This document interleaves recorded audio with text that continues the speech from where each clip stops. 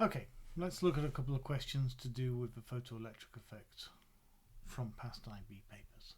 We'll start, as normal, with a multiple choice question. Question 38 from the May 2019 Time Zone 1 paper.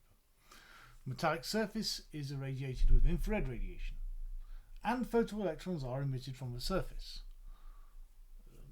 As an aside, this must mean it has a relatively low work function if infrared radiation is capable of liberating photoelectrons, but that's fine. But we then replace the infrared radiation with ultraviolet radiation of the same intensity. What will be the change in the kinetic energy of the photoelectrons and the rate at which they are ejected? So we've got two different things to consider: increase, decrease for kinetic energy, decrease or constant rate of emitted photoelectrons.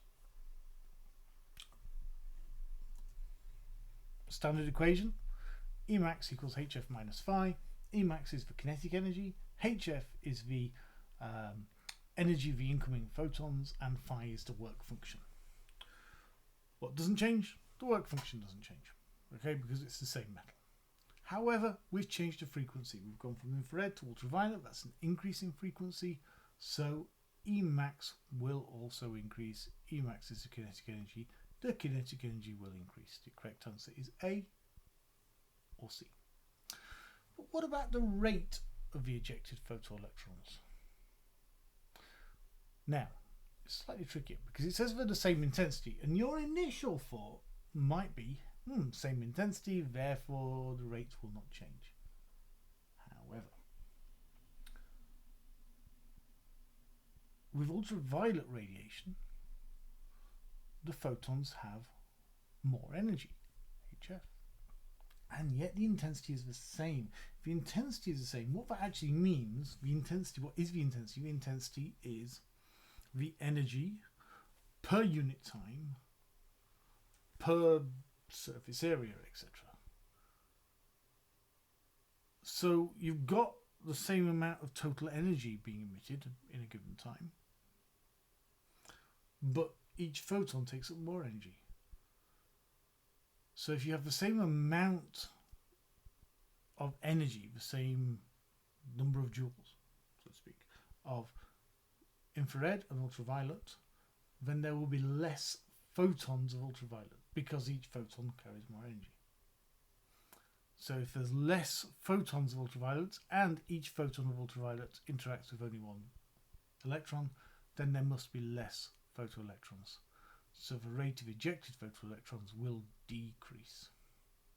More energetic photoelectrons, but less of them. So the correct answer has to be A. Okay. Equation I equals NHF. I kind of made that up. So the intensity is given by NHF, proportional to NHF, I should say, where N is the number of photoelectrons, number of photons. Okay, question 9. This is more involved. Two observations about the photoelectric effect are that for light below the threshold frequency, no electrons are emitted, and observation 2, for light above the threshold frequency, the emission of electrons is almost instantaneous. Explain how each observation provides support for the particle theory but not the wave theory. So it's kind of 4 things to say here, 4 marks oddly enough, because for observation 1 we have to talk about particle theory and wave theory, and for observation 2 we have to talk about particle theory and wave theory. So let's do that. Observation 1. For light below the threshold frequency, photo energy is less than the work function. So the energy is too small to emit an electron, supporting the particle theory. In a wave theory, the energy of the light is energy of wave is independent of frequency. So the energy has nothing to do with frequency, but it does in particle theory. Observation 2. In particle theory, a single electron absorbs energy from a single photon and is emitted instantaneously.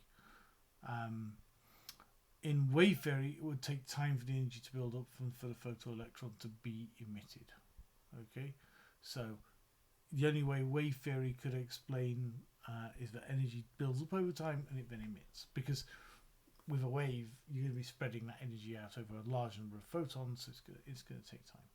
Whereas because in particle theory, one photon goes to one electron, it's an instantaneous or near instantaneous action.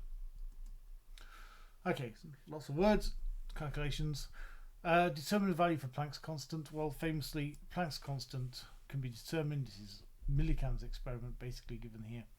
The question says frequency, the illustration is 1 over lambda, but that's really the same thing. And so it's the gradient of a graph that we really care about. So that's what we've got to do, find the gradient of a graph.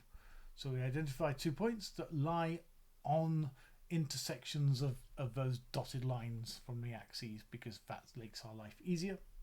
We identify the locations and the values of these 2 points. So the value of the Emax, don't forget it's in 10 to the minus 19 joules, the value of the frequency in 10 to the 14 hertz. Once we have those numbers, we just calculate the gradient, which I've shown down there. 3.0 times 10 to the minus 19 is the difference between 4.2 and 1.2 times 10 to the minus 19. 12.0 minus 7.6 is 4.4 times 10 to the 14 hertz. Divide the two together and you get 6.8 times 10 to the minus 34 joules per second. Do note, by the way, that that's not the value you'll get from the data booklet. Because you could go, oh, okay, I know value of Planck's constant, it's in the data booklet, I'll just write that down. Yeah, oddly enough, they thought about that. You're not going to get the marks. Okay, so this experiment went a little bit wrong, but it gave a slightly wrong answer. But that's the answer that you get from the experiment, and that's the answer that the IB is looking for. State what is meant by the work function of a metal. 1 mark. It's a fairly simple definition question, so it's just the energy required to remove an electron from the surface, or the minimum energy required for the ionization of an electron from the surface. And calculate the work function of barium in electron volts. Well, that's the simplest way to do that, is to just extend the graph. If you extend the graph down to that axis, that will give you the intercept, and the intercept 4.0 times 10 to the minus 19 joules is the work function, because that's the energy that's required. The question does say it wants it in electron volts, so to convert that into electron volts you have to go 4.0 times 10 to the minus 19 divided by 1.6 times 10 to the minus 19, which is 2.5 electron volts. Okay, thank you very much.